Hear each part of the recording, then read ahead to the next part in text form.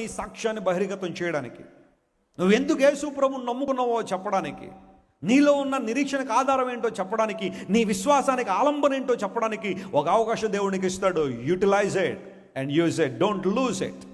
దాన్ని పోగొట్టుకోవద్దు ఎప్పుడు కూడా. ఆ సందర్భమే కనుక వస్తే ప్రభు కొరకు నిలబడు. నికోదేము నిలబడ్డాడు. ఎప్పటికైనా నేను రాకపోతే, ఎప్పటికైనా నేను యేసు ప్రభుకి పని చేయకపోతే, there is no point in following Christ. I would like to express my love towards God. దేవుడు నన్ను ఎంతో ప్రేమించాడు. ఈ మరణం కూడా నా కోసం యేసు ప్రభు చేశారు.